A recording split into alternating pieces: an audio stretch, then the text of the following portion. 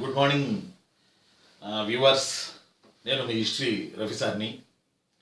ఈరోజు మనం ఉదయాన్నే మరొక వీడియో చేసుకోవడానికి ప్రయత్నం చేస్తున్నాం. ఈ వీడియో అయిన తర్వాత మళ్ళీ నేను క్లాస్కి వెళ్ళాల్సింది ఉంది 10 గంటలకి. అయితే ఈ ఈ ఈ అరగంట వీడియోలో మనం ముఖ్యంగా సీరియస్గా ప్రిపేర్ అవుతున్న వేలాది లక్షలాది మంది పిల్లల కోసం ఏపీ హిస్టరీలో శాతవాహనుల గురించి మనం మాట్లాడుకుందాం. శాతవాహనులు ఏపీ హిస్టరీకే కాదు, తెలంగాణ హిస్టరీకి కూడా శాతవాహనులు చాలా ఇంపార్టెంట్ పరీక్షల్లో. తెలంగాణ హిస్టరీ కాదు, మహారాష్ట్ర హిస్టరీ కాదు, కర్ణాటక హిస్టరీ, ఈ 4 రాష్ట్రాల తొలి చరిత్ర శాతవాహనులతో మొదలైంది. గుర్తుపెట్టుకోవాలి. శాతవాహనులు మనకి తెలంగాణ చరిత్రలో, ఆంధ్రుల చరిత్రలో, మరాఠా చరిత్రలో, కర్ణాటక చరిత్రలో మీరు కనుక పుస్తకాలు తిరిగేస్తే మొదటి పాఠంగా శాతవాహనులు ఉంటుంది. ఎందుకంటే ఈ 4 రాష్ట్రాల చరిత్ర స్టార్ట్ అయింది శాతవాహనుల ద్వారానే. అందువల్ల శాతవాహనులను ఏమంటారో తెలుసా? దక్షిణ భారత ఆర్థిక, రాజకీయ, సామాజిక, సాంస్కృతిక చరిత్రకు శ్రీకారం చుట్టిన వాళ్ళు శాతవాహనులు అని అంటారు. కొంచెం బాగా గుర్తుపెట్టుకోండి, చాలా చాలా ఇంపార్టెంట్. ఇది కాక ఇంకా ఇంపార్టెంట్ పాయింట్ ఏంటంటే, గతించిన పరీక్షలలో శాతవాహనుల మీద చాలా చాలా చాలా ప్రశ్నలు అడిగారు. మీరు నమ్మరు, ఒక సంవత్సరం ఉమ్మడి ఆంధ్రప్రదేశ్లో శాతవాహనుల మీద 75 మార్కుల ఏపీ హిస్టరీ ఉన్నప్పుడు, ఆ రోజుల్లో ఉమ్మడి ఏపీలో శాతవాహనుల మీద 17 ప్రశ్నలు అడిగారు. నమ్మి తీరాలి డోడ్. 17 ప్రశ్నలు అడిగారు. 75లో 17 అంటే జోక్ కాదు, చాలా చాలా చాలా ఇంపార్టెంట్ 17 ప్రశ్నలు అంటే. అలానే ఆ తర్వాత జరిగిన గ్రూప్ 2 పరీక్షల్లో శాతవాహనుల మీద 12, ఆ తర్వాత ఒకచోట 13, ఒకచోట 10 ఇలా అడుగుతూ వచ్చారు ఎగ్జామినేషన్ పాయింట్ ఆఫ్ వ్యూలో. పోయినసారి కూడా శాతవాహనుల మీద ఒక 6-7 బిట్లు అడగడం జరిగింది ఏపీ హిస్టరీలో. తెలంగాణ పరీక్షల్లో కూడా శాతవాహనులకు సంబంధించి ఒక 5-6 ప్రశ్నలు వస్తున్నాయి సపరేట్గా శాతవాహనులు అని అడిగినప్పుడు. కాబట్టి వీఆర్ వెరీ క్లియర్, శాతవాహనులకు సంబంధించి పెద్ద చరిత్ర. ఫర్ ఎగ్జాంపుల్ క్రీస్తు పూర్వం, క్రీస్తు శకం 211 నుంచి క్రీస్తు శకం 250 వరకు ఏలినటువంటి 450 ఏళ్ళు ఇంచుమించుగా పరిపాలన చేసినటువంటి రాజవంశం శాతవాహనులు. మర్చిపోకండి, చాలా పెద్ద రాజవంశం శాతవాహనులు అనేవాళ్ళు. శాతవాహనులలో మనం ముఖ్యంగా ఈరోజు మనం గత పరీక్షల్లో అడిగిన విధానాలను దృష్టిలో పెట్టుకొని ఈరోజు మనం శాతవాహనులకు సంబంధించి శాసనాల గురించి మనం మాట్లాడుకోవడానికి ప్రయత్నం చేద్దాం. మీకు తెలుసు, శాసనాలు నేను కాదట్లా. నేను కొత్త పాయింట్లు ఏమైనా చెప్తామేమో ట్రై చేయండి. నేను కొత్త పాయింట్లు ఏమైనా చెప్తే మీకు ఉపయోగపడతాయి కదా. అందువల్ల మీరు దాదాపుగా శాసనాల్లో మీరు బాగా చదివే ఉండవచ్చు. అయితే మళ్ళీ ఒకసారి నా క్లాసు మీకు రీఫ్రెష్ లాగా ఉంటుంది. ఒకసారి అలా అలా అలా అలా అలా ఉంటుంది నా క్లాసు. Okay, right. శాతవాహనుల అధికార భాష ప్రాకృతం. మీరు పుసుక్కున సంస్కృతం పెట్టారు. శాతవాహనుల అధికార భాష ప్రాకృతం, ఇక్ష్వాకుల అధికార భాష ప్రాకృతం, బృహత్పలాయనుల అధికార భాష ప్రాకృతం, శాలంగాయుల అధికార భాష ప్రాకృతం, ప్రాచీన పల్లవుల అధికార భాష ప్రాకృతం. బాగా గుర్తుపెట్టుకోవాలి. బట్ విష్ణుకుండినుల నుంచి ఆంధ్రుల చరిత్రలో, తెలంగాణ చరిత్రలో సంస్కృతం అధికార భాషగా మొదలైంది. రైట్. మరి ఇప్పుడు మనం చెప్పుకునేది శాతవాహనుల అధికార భాష ప్రాకృతం. మరి ఆ ప్రాకృతం లిపి బ్రాహ్మీ లిపి. లిపి వేరు, భాష వేరు. భాష అంటే మాట్లాడేది, లిపి అంటే రాసేది. గుర్తుపెట్టుకోవాలి. ప్రాకృత భాష, బ్రాహ్మీ లిపి. ఒకసారి ఎగ్జాంపుల్ ఏమడిగిందంటే, ప్రీవియస్లో దాదాపుగా అశోకుడి శాసనాలన్నీ ఏ భాషలో, ఏ లిపిలో ఉన్నాయి అని అడిగాడు. దాదాపుగా అశోకుడి శాసనాలన్నీ ఏ భాషలో, ఏ లిపిలో ఉన్నాయి అని అడిగాడు. అది Indian history bit, Indian history point, Indian history concept. Prakrit భాష బ్రాహ్మీ లిపి, బ్రాహ్మీ భాష ప్రాకృత లిపి, ఖరోష్టి భాష ఖరోష్టి లిపి, ఇలా పెట్టుకుంటూ వచ్చాడు ఆన్సర్లు. ప్రాకృత భాష బ్రాహ్మీ లిపి అని మనం ఆన్సర్ చేయాలి. బ్రహ్మ నుంచి వచ్చిందట బ్రాహ్మీ లిపి, పవిత్రమైనటువంటి లిపి. కాబట్టి శాతవాహనులు మన మౌర్యులకి సామంతులు గనక, ఖచ్చితంగా సామంతులు గనక, మౌర్యులకు చెందిన ప్రాకృత భాషను శాతవాహనులు దక్షిణాన విస్తృతంగా విస్తరణ చేశారు. రైట్. కాబట్టి నెక్స్ట్ ఇయర్ ఎగ్జామ్లో ఏమడిగాడో తెలుసా? దాదాపుగా శాతవాహనుల శాసనాలన్నీ ఏ భాషలో, ఏ లిపిలో ఉన్నాయి అని అడిగాడు. అప్పుడేమో అశోకుడివి ఏ భాషలో ఏ లిపిలో ఉన్నాయని అడిగాడు. నెక్స్ట్ ఇయర్ జరిగిన దాంట్లో దాదాపుగా శాతవాహనుల శాసనాలన్నీ ఏ భాషలో ఏ లిపిలో ఉన్నాయి అని అడిగాడు. ఆన్సర్ ప్రాకృత భాష, బ్రాహ్మీ లిపి. శాతవాహనుల అధికార భాష ప్రాకృతం, ప్రాకృతం, ప్రాకృతం. ఒకే ఒక్క రాజు కాలంలో శాతవాహనుల అధికార భాష సంస్కృతం. ఆ ఒకే ఒక్క రాజు కుంతల శాతకర్ణి. ఎందుకంటే అతను ఉత్తర భారతదేశాన్ని కూడా ఆక్రమించుకుని పాలించినటువంటి రాజు. అందువల్ల ఉత్తర భారతదేశంలో ఆ రోజుల్లో సంస్కృతం ఫుల్లుగా ఉండడం వల్ల అతను సంస్కృతాన్ని తీసుకోక తప్పింది కాదు. రైట్. అలానే ఇంకో మాట నేను ఇప్పుడు మీకు చెప్పాలి. శాతవాహనులు అనే టాపిక్ చాలా ప్రమాదకరమైన టాపిక్. ఎందుకంటే 100 పుస్తకాలు చదవండి, 100 పుస్తకాలు 100 రకాలుగా ఉంటుంది శాతవాహనులకు సంబంధించి. చాలా కాంట్రవర్షియల్ టాపిక్ శాతవాహనులు. అందువల్ల శాతవాహనుల టాపిక్ వరకు నేను చెప్పింది మీరు వినండి. ఇక్ష్వాకుల కాడి నుంచి మీరు చెప్పింది నేను వింటా.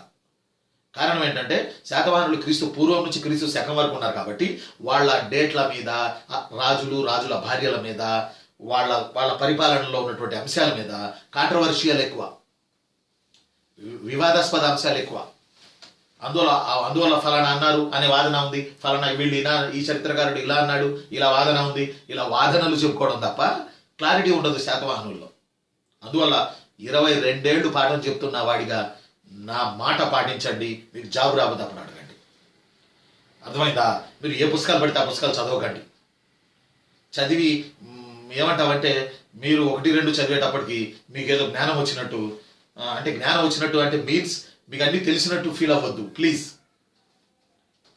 ఇలా తెలుసొద్దురా. కాంపిటేటివ్ పరీక్షల్లో ప్రిపేర్ అయ్యేటప్పుడు ఏమీ నాకు రాదు అని ప్రిపేర్ అవ్వాలి. వచ్చు అని ప్రిపేర్ అవ్వద్దురా. ఖాళీ మైండ్తో, ఎంటీ మైండ్తో చక్కగా చెప్పింది చెప్పినట్టు ఎక్కించుకుంటూ ప్రామాణిక పుస్తకాలు చదువుకుంటూ పోటీ పరీక్షలో ప్రిపేర్ అయితే జాబులు వస్తాయి. ఎందుకంటే ఇది పోటీ ప్రపంచం. కాబట్టి కొంతమంది గురువులు చెప్తే వినండి, చక్కగా ప్రిపేర్ అవ్వండి. ఎందుకంటే చాలా సంవత్సరాల నుంచి ఇందులోనే చెప్తున్నాము, హిస్టరీలోనే జాబ్ కొట్టాము, అసిస్టెంట్ ప్రొఫెసర్గా పనిచేస్తున్నాము. అందువల్ల దయచేసి నేను చెప్పింది వినండి. ఓకే, మీ మంచి కోసం నేను చెప్తా ఉన్నా. ఎస్. అయితే ఇప్పుడు మనం ఏం చూస్తున్నాం, శాతవాహనుల కాలంలో ప్రాకృత భాష ఉంది, వాళ్ళ అధికార భాష. అయితే ఇది కాకుండా సంస్కృతం కూడా ఉంది కొద్ది కాలంలో. అలానే శాతవాహనుల కాలంలో మాస్ ప్రజలు మాట్లాడిన భాష దేశీ భాష, డిఈఎస్ఐ, దేశీ భాష. సామాన్య ప్రజలు మాట్లాడిన భాష దేశీ భాష. రైట్. ఇప్పుడు మనం శాతవాహనుల శాసనాల్లో ఉన్నాం కదా, ఈ శాసనాలు గుర్తుపెట్టుకోండి. అన్ని శాసనాలు ప్రాకృత భాష, బ్రాహ్మీ లిపే. సంస్కృత శాసనాలు దాదాపుగా ఉండవు, లేవు. దట్స్ వై మనమేం గుర్తుపెట్టుకోవాలంటే very very very important point ఏంటంటే, తమ్ముళ్ళు చెల్లెమ్మలు బాగా అర్థం చేసుకోండిరా. మనమేం గుర్తుపెట్టుకోవాలంటే ఫస్ట్ శాసనం క్రొనలాజికల్ ఆర్డర్లో వస్తే మీ అందరికీ తెలిసిందే నానేఘాట్ శాసనం. నానేఘాట్ శాసనం. ఈ నానేఘాట్ శాసనం మహారాష్ట్రలోని నాసిక్ జిల్లాలో ఆ కొండ పర్వతాల్లో వేయబడింది. ఘాట్ అంటే కొండలు కదా. నానేఘాట్ అనే ప్రదేశంలో మహారాష్ట్రలో నాసిక్ జిల్లా పరిసర ప్రాంతాల్లో నానేఘాట్ శాసనం వేయబడింది. ఈ శాసనాన్ని మొదటి శాతకర్ణి భార్య నాగానిక వేసింది. ఇప్పుడు మీకు డౌట్, మీరు ఆల్రెడీ అడుగుతున్నారు నన్ను, నాకు వినబడుతుందిరా చిన్ను, చెల్లెమ్మ, తమ్ముడు, సార్ నాగానిక రెండో శాతకర్ణి భార్య కదా, మీరు మొదటి శాతకర్ణి అంటారేమిటి అని నా మీద మీరు యుద్ధానికి వస్తారు ఇప్పుడు. కాదు, నేను చెప్తా చూడండి. మొదటి శాతకర్ణి భార్య నాగానిక అనేది రఫీ సార్ చెప్తున్నారుగా, కన్ఫర్మ్ చేసుకోండి. మనకి మీరు బాగా వినండి, మనకు కాంట్రవర్షియల్ ఉన్న పాయింట్లు ఎగ్జామినర్ కూడా కాంట్రవర్షియల్లే. అర్థమైందా చిన్ను? మనకి కాంట్రవర్షియల్ ఉన్న పాయింట్లు ఎగ్జామినర్ కూడా కాంట్రవర్షియల్లే. అందువల్ల ఒక సంవత్సరం ఏం అడిగారో తెలుసా? మనం ఏం చెప్తున్నాం, మొదటి శాతకర్ణి గురించి అతని భార్య దేవి నాగానిక నానేఘాట్ శాసనాన్ని వేసింది మహారాష్ట్రలో నాసిక్ జిల్లా పరిసర ప్రాంతాలలో నానేఘాట్ కొండల్లో. కొన్ని బుక్స్ లో రెండో శాతకర్ణి పెళ్ళాం నాగానిక అని ఉన్నది. మరి ఎగ్జామినర్ దాని మీద ప్రశ్న అడగాలనుకున్నాడు, అడిగాడు. ఏమడిగాడంటే, అక్కడ అడిగినటువంటి పాయింట్ ఏంటంటే, నాగానిక నానేఘాట్ శాసనాన్ని వేసింది, ఈమె ఎవరి భార్య అని అడిగాడు. కాంట్రవర్షియల్ అడగకూడదుగా కాంట్రవర్షియల్. నాగానిక నానేఘాట్ శాసనాన్ని వేసింది, ఈమె ఎవరి భార్య? A Gautamiputra Satakarni, B Yajnashri Satakarni, C Kuntala Satakarni, D Satakarni అన్నాడు. ఇప్పుడు చెప్పండి, గౌతమిపుత్ర శాతకర్ణి పెట్టలేరు, కుంతల శాతకర్ణి పెట్టలేరు, యజ్ఞశ్రీ శాతకర్ణి పెట్టలేరు, శాతకర్ణి అనేది పెట్టొస్తారు. అది రెండా ఒకటా ఎగ్జామినర్ చూసుకుంటాడు, మనకేంటి, మన మార్కు వచ్చిందిగా. అలాగా కాబట్టి కార్యదర్శులు ఉన్నాయి, వాటిని పట్టుకుని ఏలాడకండి, టైం వేస్ట్ చేయొద్దు ప్లీజ్, ముఖ్యంగా శాతవాహనులు అనే టాపిక్లో. ఎస్, ఇప్పుడు చూడండి, మొదటి శాతకర్ణి భార్య నాగానిక నాణెగాడి శాసనాన్ని వేసింది. ఇది తన భర్త మొదటి శాతకర్ణి గొప్పతనాన్ని వర్ణిస్తూ వేసినటువంటి శాసనం. ఒక మాట చెప్పాలంటే ఈ శాసనం ఏ తరహాకు చెందింది? ప్రశస్తి ప్రశస్తి ప్రశస్తి శాసనం, అంటే అతనిని సంబోధిస్తూ వచ్చినటువంటి శాసనం, ప్రశస్తి శాసనం. Yes, right. మొన్న ఏపీ కానిస్టేబుల్ ఎగ్జామ్లో అడిగాడు, ఏమడిగాడంటే మహారథుల రాజైన త్రైలోకరావు కుమార్తె ఈ క్రింది వారిలో ఎవరు అని అడిగాడు. అంటే మొదటి శాతకర్ణి కళింగరాజు ఖారవేలుడి నుంచి తన రాజ్యాన్ని కాపాడుకోవడానికి శాతవాహనులకు ఉన్న రకరకాల సామంతులలో మహారాష్ట్రను ఏలుతున్న మహారథుల సామంతుడైన త్రైనోకరో కుమార్తె నాగానికను పెళ్లి చేసుకున్నాడు. త్రైనోకరో, TRAINIKARO, త్రైనోకరో కూతురు నాగానికను మొదటి శాతకర్ణి పెళ్లి చేసుకున్నాడు. మహారథుల సాయం దొరికిద్దేమో ఖారవేలుని ఏద్దామని, కానీ కుమార్తెని ఇచ్చాడు. కానీ మహారథుల రాజైన త్రైనోకరో మన మొదటి శాతకర్ణి అయిన అల్లుడికి సహాయంగా మాత్రం రాలేదు. అయితే మొదటి శాతకర్ణి తను ఖారవేలుడితో పోరాడి విజయం సమౌజ్జి అయినట్లు పుస్తకాల్లో రాసింది. ఆ తర్వాత కొన్నాళ్లకి మొదటి శాతకర్ణి చనిపోయాడు. అయితే అప్పటికి మొదటి శాతకర్ణికి బిడ్డలు ఇద్దరు ఉన్నారు, కొడుకులు. ఒకటి పేరు వేదశ్రీ, ఇంకోటి పేరు శక్తిశ్రీ. వీళ్ళిద్దరూ మైనర్ తీరలేదు, వీళ్ళు మేజర్లు అవ్వలేదు. అందువల్ల వాళ్ళిద్దరికి రక్షణగా ఉంటూ దేవి నాగానిక కొన్నాళ్ళు శాతవాహన రాజ్యాన్ని ఏలింది. వేదశ్రీ శక్తిశ్రీ అనే బిడ్డలకి రక్షణగా ఉంటూ కొన్నాళ్ళు శాతవాహన రాజ్యాన్ని ఏలిన రాణి ఎవరు అని అడిగాడు. ఆన్సర్ నాగానిక. ఈమె ఏలే టైంలో తన భర్త గురించి మ్యాటర్ అంతా పోగు చేసుకొని తర్వాత తన పెద్ద కొడుకు వేదశ్రీని నాగానిక రాజుని చేసి ఆ వేదశ్రీ కాలములో నాణెగాడి శాసనాన్ని వేసింది. ఇందులో మొదటి శాతకర్ణి గురించి రాసి ఉంది. రైట్. అందువల్ల మనం మొదటి శాతకర్ణి గురించి చెప్పిన శాసనం నాణెగాడి శాసనం. కాబట్టి నాగానిక నాణెగాడి శాసనాన్ని మొదటి శాతకర్ణి కాలంలోనే వేసి ఉంటది అని మీరు అనుకుంటారు. నో, పెద్ద కొడుకు వేదశ్రీ కాలంలో నాగానిక తన భర్త గురించి మొదటి శాతకర్ణి గురించి మ్యాటర్ శాసనంలో రాసింది. తన భర్త గురించి రాసింది కొడుకు కాలంలో, తన భర్త కాలంలో కాదు. తన భర్తని ఈ శాసనంలో దక్షిణాధిపతి అని అభివర్ణించింది ఆ యమ్మ నాగానిక. దక్షిణాధిపతి అని వర్ణించింది ఆ యమ్మ నాగానిక తన భర్త మొదటి శాతకర్ణిని. కాబట్టి వీఆర్ వెరీ క్లియర్. నాగానిక నాణెగాడి శాసనం, ఈ శాసనాన్ని ఈ అమ్మ తన పెద్ద కొడుకు వేదశ్రీ కాలంలో రాసింది. తన భర్త మొదటి శాతకర్ణి గురించి రాసింది. అందులో తన భర్తను దక్షిణాధిపతి అని బిరుదిచ్చింది. నాగానిక మహారథుల రాజైన త్రైలోకరో కుమార్తె. ఈమెను మొదటి శాతకర్ణి పెళ్లి చేసుకోవడం జరిగింది. మహారథులు, మహాభోజికలు, మహాపిండ్రాలు, మహాపిటినికలు, బాగా గుర్తుపెట్టుకో, మహాపులిండ్రాలు అనేవాళ్ళు శాతవాహనుల సామంతులుగా దక్షిణాదిన ఏలేవారు. ఈ సామంతులలో మహారథులు ఫేమస్. ఆ రాజైన త్రైలోకరో ఇంకా ఫేమస్. సామంతులతో సైతం రాజ్య వ్యూహాల రీత్యా శాతకర్ణులు మ్యారేజ్లు చేసుకున్నారంటే అది ఎక్కువ కాదు తక్కువ కాదు, సమానత్వాన్ని పాటించారని కూడా మనం చెప్పొచ్చు. సామంతుల అమ్మాయి కోడలైంది శాతవాహన రాజ్యానికి. ఆ అమ్మే దేవి నాగానిక. ఒకప్పుడు ప్రాచీన ఆంధ్రదేశాన్ని, తెలంగాణని నాగులు అనేవాళ్ళు ఏలేవారు. అందువల్ల ఆ నాగుల నుంచి వచ్చినటువంటి ఆ యొక్క క్లానే, ఆ యొక్క తెగే మహారథులు. ఆడ కుమార్తె నాగానిక మొదటి శాతకర్ణి పెళ్లి చేసుకోవడం జరిగింది. రైట్. ఇక రెండో శాసనం పేరు నాసిక్ శాసనం. నాసిక్ శాసనం, దీనిని మన ఆ రోజుల్లో ఫేమస్ రాజమాత, ఆ రోజుల్లో పేరొందినటువంటి రాజమాత ఈ శాసనాన్ని వేశారు. ఆమె బౌద్ధమతాభిమానురాలు. ఆ అమ్మ పేరు మీ అందరికీ తెలుసు, గౌతమిపుత్ర శాతకర్ణి మదర్ గౌతమి బాలశ్రీ. రైట్. గౌతమి బాలశ్రీ నాసిక్ శాసనాన్ని వేసింది. ఈ నాసిక్ శాసనాన్ని ఆమె గౌతమిపుత్ర శాతకర్ణి కాలంలో వేయలేదు,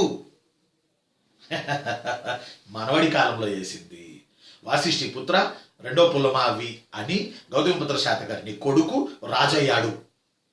అప్పుడు అతని కాలంలో నాయనమ్మ గౌతమి బాలశ్రీ తన కొడుకు గౌతమిపుత్ర శాతకర్ణి గురించి ఆ శాసనం వేసింది, నాసిక్ శాసనం వేసింది. గుర్తుపెట్టుకోవాలి. తన మనవడి కాలంలో వేసింది. ఇంతకుముందు నాగానిక కొడుకు కాలంలో వేసింది. గౌతమిపుత్ర శాతకర్ణి గురించి వేసిన శాసనం నాసిక్ శాసనం అతని కాలంలో వేయలేదు, అతని తల్లి తన మనవడి కాలంలో వేసింది. ఆ మనవడి పేరు వాసిష్ఠి పుత్ర రెండవ పులోమావి, అంటే గౌతమిపుత్ర శాతకర్ణి కొడుకు. ఇది గత పరీక్షల్లో ఒక ప్రీవియస్ పేపర్లో అడిగాడు. నాసిక్ శాసనాన్ని గౌతమి బాలశ్రీ ఎవరి కాలంలో వేసింది అని అంటే అందరూ పిల్లలు దాదాపుగా రెచ్చిపోయి గౌతమిపుత్ర శాతకర్ణి కాలంలో వేసిందని ఆన్సర్ గుర్తించొచ్చారు. కానీ ఆన్సర్ వాడు తేలిగ్గా ఇవ్వడం. అందువల్ల ఆన్సర్ ఏంటంటే దీనికి ఆన్సర్ మనవడు వాసిష్ఠి పుత్ర రెండవ పులమావి కాలంలో నాయనమ్మ గౌతమి బాలశ్రీ తన కొడుకు గౌతమిపుత్ర శాతకర్ణి గురించి శాసనం వేసింది. ఆ శాసనమే నాసిక్ శాసనం. ఈ శాసనంలో గౌతమిపుత్ర శాతకర్ణికి ఆ అమ్మ ఎన్నో బిరుదులు ఇచ్చింది కొడుక్కి, ఆ రాజమాత. For example Agama Nilaya, for example రాజరాజో, for example ఏక బ్రాహ్మణ, ఫర్ ఎగ్జాంపుల్ క్షత్రియ దర్పమాణ మర్దన, క్షత్రియ దర్పమాణ మర్దన, ఫర్ ఎగ్జాంపుల్ త్రిసముద్ర తోయ పీత వాహన.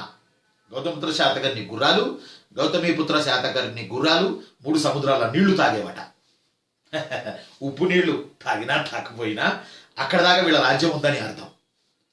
కనుక గౌతమిపుత్ర శాతకర్ణిని వాళ్ళమ్మ గౌతమి బాలశ్రీ ఈ నాసిక్ శాసనంలో ఏమని సంబోధించింది అని అడిగాడు ఒకసారి. ఆన్సర్ బేనా కటక స్వామి అని సంబోధించింది. బాంబేలో బి బేనా నా కటక స్వామి అని సంబోధించింది. అంటే కన్నబెన్న అంటే ఆ రోజుల్లో, కన్నబెన్న అంటే ఆ రోజుల్లో కృష్ణానది. అంటే నా కొడుకు గౌతమిపుత్ర శాతకర్ణి ఏది కృష్ణ తుంగభద్ర నర్మదా నదీ పరివాహక ప్రాంతాల వరకు రాజుగా చలామణి అయ్యాడని ఆ అమ్మ తన కొడుకుని నాసిక్ శాసనంలో గౌతమిపుత్ర శాతకర్ణిని బేనా కటక స్వామి అని సంబోధించింది. మరి ఈ శాసనాన్ని ఆమె మనవడి కాలంలో వేసిందిగా. ఈ శాసనాన్ని ఆ అమ్మ మనవడి కాలంలో వేసిందిగా. మరి ఆ మనవడు ఫీల్ అయ్యాడు. నాయనమ్మ ఇంత గొప్ప శాసనాన్ని రాస్తున్నావు, నా గురించి కూడా కొద్దిగా రాయి నాయనమ్మ, ప్లీజ్ నాయనమ్మ. అప్పుడు మనవడిని సాటిస్ఫై చేయడానికి నాయనమ్మ అదే శాసనంలో తన మనవడిని నవనగర స్వామి అని సంబోధించింది. కొడుకునేమో బేనాకటక స్వామి బ్రాకెట్లో గౌతమిపుత్ర శాతకర్ణి, నవనగర స్వామి బ్రాకెట్లో వాసిష్ఠి పుత్ర రెండవ పులమ. వశిష్ఠ అంటే వాళ్ళ అమ్మ. వాసిష్ఠి పుత్ర రెండవ Pulamavi called as a Navanagara Swami in Nasik inscription. అంటే నవనగరాలు కట్టాడు, like Amaravati, like Jaggayapeta, like Bhattiprolu, ఇలా బరూచం, కళ్యాణి, ఇలా 9 నగరాలు నిర్మించాడు. ఎవరు? వాసిష్ఠి పుత్ర రెండవ పులమావి. అందువల్ల నవనగర స్వామి అని అంటారు. సింపుల్ గా ఒకసారి నవనగర స్వామి అని ఎవరిని అంటారు ఇలా కూడా అడిగాడు. ఆన్సర్ వాసిష్ఠి పుత్ర రెండవ పులమావి సన్ ఆఫ్ గౌతమిపుత్ర శాతకర్ణి. ఇదంతా ఎందుకు చెప్పానంటే నాసిక్ శాసనాన్ని ఆమె మన నవనగర స్వామి కాలంలో వేసింది కదా. కాబట్టి ఇప్పుడు గుర్తుపెట్టుకోండి, ఇప్పటి వరకు మనం నాసిక్ శాసనం, నానేఘాట్ శాసనాలు, ఈ 2 శాసనాల గురించి మనం మాట్లాడుకున్నాం. ఇందులో భాగంగా తమ్ముళ్ళు చెల్లెమలు, సీరియస్గా ప్రిపేర్ అవుతున్న తమ్ముళ్ళు చెల్లెమలు దీన్ని ఉపయోగించుకోండి. అయితే ఇంకో పాయింట్ ఏంటంటే నేను ఒక పాయింట్ కనిపెట్టా. ఆ పాయింట్ ఏంటంటే నానేఘాట్ 4 అక్షరాలు ఉన్నాయిగా, నాసిక్ 3 అక్షరాలు ఉన్నాయిగా, 3. నానేఘాట్ నాగానిక, నానేఘాట్లో 4 అక్షరాలు ఉన్నాయి. అది వేసిన నాగానికలో 4 అక్షరాలు ఉన్నాయి, రైట్. నాసిక్ 3 అక్షరాలు ఉన్నాయి. బాలశ్రీ, గౌతమి పక్కన పెట్టండి, బాలశ్రీ నాసిక్ 3 అక్షరాలు ఉన్నాయి. కాబట్టి నానేఘాట్ 4 అక్షరాలు నాగానిక, నాసిక్ 3 అక్షరాలు బాలశ్రీ. ఇంకా సింపుల్ అన్నట్టు. లేకపోతే తల్లి పెళ్ళామా అవుతుంది, ప్రాబ్లం అవుతుంది. మళ్ళీ ఎవరి తల్లి ఎవరి పెళ్ళామని కన్ఫ్యూజ్ అవుతారు మీరు, రైట్. ఇక 3వ ఇంపార్టెంట్ శాసనం ఇది శాతవాహనుల కాలంలోనే. నాసిక్ శాసనాన్ని గౌతమి బాలశ్రీ వేసింది కదా, ఇది మనందరికీ తెలిసిందే. అయితే ఇంకొక నాసిక్ శాసనాన్ని వేయడం జరిగింది వృషభదత్తుడు అనేవాడు శాతవాహనుల పీరియడ్లో. వృషభదత్తుడు అనేవాడు శాతవాహనుల పీరియడ్లో ఇంకో శాసనాన్ని వేయడం జరిగింది. అది మన చదువుకునే సౌలభ్యం రీత్యా నాసిక్ శాసనం 2, నాసిక్ శాసనం 2 అని మనం గుర్తుపెట్టుకుందాం. వాడు డిఫరెంట్గా అడుగుతాడుగా, అక్కడ 2 శాసనాలు అడగాడు కాబట్టి దాన్ని బట్టి మనం ఆన్సర్ చేయొచ్చు. వృషభదత్తుడు అని అంటే గౌతమిపుత్ర శాతకర్ణి తాను, గుర్తుపెట్టుకోండి, 23వ పాలకుడు శాతవాహనుల్లో 24 ఏళ్ళు ఏలాడు. 23వ పాలకుడు 24 ఏళ్ళు ఏలాడు. 24 ఏళ్ల పాలనలో 18 ఏళ్ళు శకరాజుతో పోరాడాడు. ఆ శకరాజు పేరు నహపాణ, నాట సహపాణ, సాగాదు నహపాండుడితో పోరాడాడు. 18 ఏళ్ళు గౌతమిపుత్ర శాతకర్ణి. తాను పాలించింది 24 ఏళ్ళు. 23వ వాడు గౌతమిపుత్ర శాతకర్ణి. అంటే ఎవడు గొప్ప? 23వ రాజు గౌతమిపుత్ర శాతకర్ణి 24 ఏళ్ళు ఒక శకరాజును ఓడించడా. 24 ఏళ్ళు తాను పాలిస్తే 24 ఏళ్లలో 18 ఏళ్ళు శకరాజును ఓడించడానికి పట్టిందంటే అవతల పక్క శకరాజు గుజరాత్ మహారాష్ట్రలో ఉన్న శకరాజు, పశ్చిమ దక్కన్లో ఉన్న శకరాజు ఇంత బలవంతుడై ఉండాలి. ఇంత పెద్ద శాతవాహనంలో గొప్ప చక్రవర్తి అంటే గౌతమిపుత్ర శాతకర్ణి అని చెప్తారు ఎవరిని కలిపినా. మరి అలాంటి గౌతమిపుత్ర శాతకర్ణికే నహపాణుణ్ణి ఓడించడానికి 18 సంవత్సరాలు పట్టిందంటే ఆ టైంలో గౌతమిపుత్ర శాతకర్ణి లేకుండా వేరే శాతవాహన రాజులుంటే మాత్రం ఒక్క దెబ్బకి ఈ నహపాణుడి చేతిలో మట్టి కరిచి ఉండేవాళ్ళు. గౌతమిపుత్ర శాతకర్ణి టగ్ ఆఫ్ వార్గా పోరాడి 18 ఏళ్ళు పోరాడి ఆ నహపాణుడు అనే వాడిని ఓడించాడు. ఇదే మనం గౌతమిపుత్ర శాతకర్ణి బాలకృష్ణ తీసింది కదా, అందులో ఫస్ట్ ఫైట్ నహపాణుడిదే, కళ్యాణి అనే ఓడరేవులో మహారాష్ట్రలో. సినిమా చూశారు కదా మీరు. అయితే ఇక్కడ మనం గుర్తుపెట్టుకోవాల్సిన వెరీ వెరీ వెరీ ఇంపార్టెంట్ ఏంటంటే ఆ నహపాణుడు అనేవాడు శకులు. వాళ్ళు మన శాతవాహనులు బ్రాహ్మణులు, వీళ్ళ అమ్మాయిలను వాళ్ళు తీసుకెళ్ళిపోతా ఉండేవాళ్ళు. అందువల్ల దానికి అడ్డుకట్ట వేయడానికి, మన సంస్కృతిని కాపాడుకోవడానికి, వైదిక సంస్కృతిని పునరుద్ధరణ చేయడానికి, వర్ణాశ్రమ ధర్మాలు కాపాడడానికి గౌతమిపుత్ర శాతకర్ణి నహపాణుడితో 18 ఏళ్ళు యుద్ధం చేసి చివరికి గెలిచారు. అది మనం మరో వేరే ఎపిసోడ్లో చెప్తాం. అయితే ఇక్కడ మన మ్యాటర్కి వచ్చేటప్పటికి ఏంటంటే గౌతమిపుత్ర శాతకర్ణికి సమకాలికుడైన శకరాజు ఎవరు? నహపాణుడు. నహపాణుడికి సమకాలికుడైన శాతవాహన రాజెవరు? గౌతమిపుత్ర శాతకర్ణి. చాలాసార్లు అడిగాడు ఇది. కట్ చేస్తే నహపాణుడి యొక్క అల్లుడు ఈ వృషభదత్తుడు అనేవాడు. ఈ వృషభదత్తుడు అనేవాడు నహపాణుడి కుమార్తె ఉషవదత్త. ఆమె భర్త వృషభదత్తుడు. వృషభదత్తుడి మామ నహపాణ. మళ్ళీ చెప్తా, నహపాణుడు గౌతమిపుత్ర శాతకర్ణితో పోరాడి ఓడిపోయాడు. శకరాజు వాడు బలిష్ఠుడు. వాడి కూతురు ఉషవదత్త, వాడి అల్లుడు వృషభదత్తుడు. ఈ వృషభదత్తుడు నాసిక్లో ఒక శాసనాన్ని జారీ చేశాడు. ఆ శాసనమే వృషభదత్తుడి నాసిక్ శాసనం. రైట్. దీన్ని 2వ నాసిక్ శాసనం అని మనం చదువుకునే రీత్యా పెట్టుకుందాం. ఈ శాసనం ఏం చెప్తుంది? శాతవాహనుల కాలంలో ద్రవ్య వడ్డీ సిద్ధాంతాల గురించి చెప్తుంది. ఎస్, శాతవాహనుల కాలంలో ద్రవ్య వడ్డీ సిద్ధాంతాల గురించి చెప్తుంది. మీన్స్ మనీ లాండరింగ్ సిస్టమ్ గురించి చెప్తుంది. మీన్స్ వడ్డీ వ్యాపారం గురించి చెప్తుంది. మీన్స్ వర్తక వాణిజ్య శ్రేణుల గురించి చెప్తుంది. మీన్స్ చిన్న చిన్న వాణిజ్య సంఘాల గురించి చెప్తుంది. మీన్స్ శాతవాహనుల కాలంలో ఆర్థిక కార్యకలాపాల గురించి చెప్తుంది. వృషభదత్తుడి నాసిక్ శాసనం. దీని ప్రకారం శాతవాహనుల కాలంలో మ్యాక్సిమం వడ్డీ రేట్ ఎంత, మినిమం వడ్డీ రేట్ ఎంత అని ఎగ్జామ్లో అడిగారు. శాతవాహన పీరియడ్లో మినిమం వడ్డీ రేటు 2%, మ్యాక్సిమం వడ్డీ రేటు 12%. వింటున్నారా చిన్న? మ్యాక్సిమం వడ్డీ రేటు 12%, మినిమం వడ్డీ రేటు 2%. అదే మౌర్యుల పీరియడ్ అనుకోండి, మినిమం 2, మ్యాక్సిమం 15.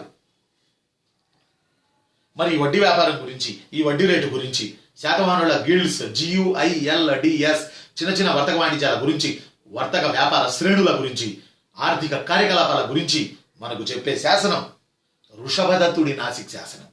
రైట్. ఇవన్నీ ఏ భాషలో ఉన్నాయి? నేను ఫస్ట్లో చెప్పాను మీకు, ప్రాకృత భాష, బ్రాహ్మీ లిపి అని నేను మీకు ఫస్ట్లోనే చెప్పడం జరిగింది. రైట్. ఆ తర్వాత ఇక 4వ శాసనం శాతవాహనుల కాలంలో ఉన్నా ఘర్ శాసనం. ఇది బళ్ళారిలో దొరికింది. ఎందుకంటే శాతవాహనుల రాజధాని బళ్ళారి కూడా ఒకప్పుడు. అందువల్ల ఉన్నాఘర్ శాసనం బళ్ళారిలో దొరికింది. ఎవరు వేశారో క్లారిటీ లేదు. కాకపోతే ఈ ఉన్నాఘర్ శాసనం శాతవాహనుల కాలం నాటి కేంద్ర మంత్రిమండలి గురించి, మంత్రుల రకాల గురించి, సెంట్రల్ గవర్నమెంట్ అడ్మినిస్ట్రేషన్ గురించి తెలియజేస్తుంది. ప్రాకృత భాషలో, బ్రాహ్మీ లిపిలో. రైట్, ప్రాకృత భాషలో, బ్రాహ్మీ లిపిలో. ఏ శాసనం చిన్ను? ఉన్నాఘర్ శాసనం రా తమ్ముడు. అంటే శాతవాహనుల కాలంలో రాజు ప్రధాన లక్షణాలు, మంత్రి మండలి, అందులో ఉన్నటువంటి శాఖలు, మంత్రుల రకాలు, రాజామాత్యులు, విశ్వాసమాత్యులు, ప్రజామాత్యులు, మహామాత్యులు, అమాత్యులు, ధర్మ మహామాత్యులు, వీళ్ళు చేసే ఫంక్షనింగ్స్, ఇవన్నీ క్లియర్ కట్గా మనకి ఉన్నాఘర్ శాసనంలో రాయడం జరిగింది.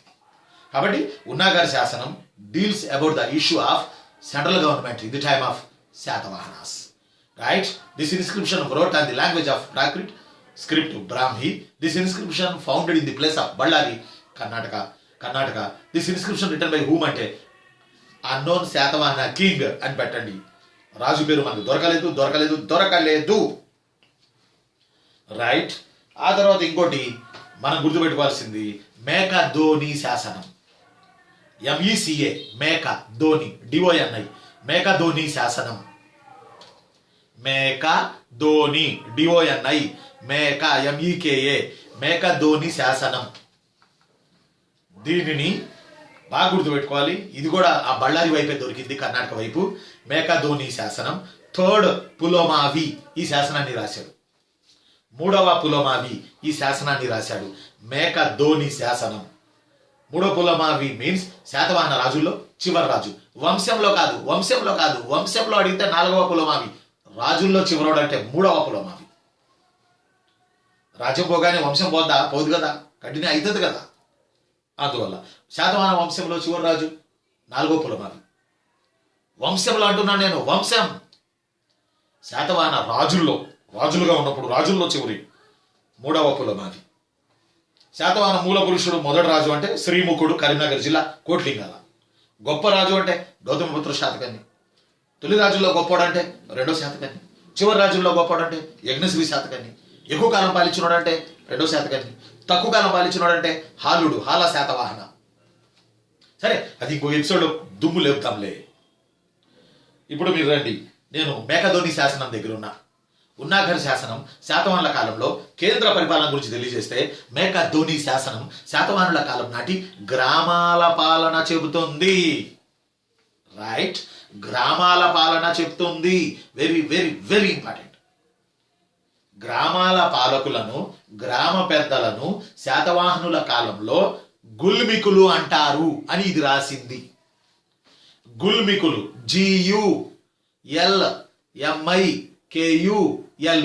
GULMIKULU గుల్మికులు అంటారు గ్రామ పాలనా పెద్దల్ని అని ఈ మేకధోని శాసనం చెప్పింది. రైట్. ఎగ్జామ్లో ఏమడిగారు తెలుసా? గ్రామ పాలనా పెద్దల్ని గుల్మికులు అంటారని శాతవాహనుల కాలం నాటి ఏ శాసనం చెప్తోంది అని అడిగారు. ఆన్సర్ మేకధోని శాసనం, issued by third Pulamavi in the place of Bellary. Unnaghar శాసనం సెంట్రల్ గవర్నమెంట్ పాలన. మేకధోని శాసనం విలేజ్ అడ్మినిస్ట్రేషన్. మరి what about towns, what about పట్టణాలు in the time of Satavahanas? శాతవాహనుల కాలంలో మరి పట్టణాల పాలన. రైట్. శాతవాహనుల కాలంలో పట్టణాల పాలనను తెలియజేసే ఇంకొక ఇంపార్టెంట్ శాసనం భట్టిప్రోలు పేటిక నిగమ సభ శాసనం. భట్టిప్రోలు పేటిక నిగమ సభ శాసనం. భట్టిప్రోలు పేటిక నిగమ సభ శాసనం. ఇది శాతవాహనుల కాలం నాటి పట్టణాల పరిపాలన గురించి చెప్తుంది. Only one inscription it's mentioned Satavahana's town urban administration, that's namely Bhattiprolu Petika Shasanam. Right. Bhattiprolu Petika Shasananni జారీ చేసింది శాతవాహనుల సామంతుల్లో ఒకడైన కుబేర నాగుడు అనే ఆయన. కుబేర నాగుడు అనే ఆయన. రైట్.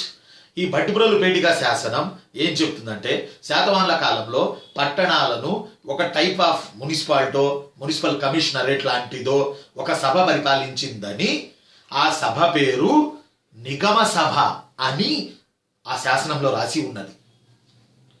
ఎగ్జామ్లో అడిగాడు, ఏమడిగాడు ప్రీవియస్ ఎగ్జామ్లోనే, నిగమ సభలు ఏ అంచెల పరిపాలన చేస్తాయి అని అడిగారు.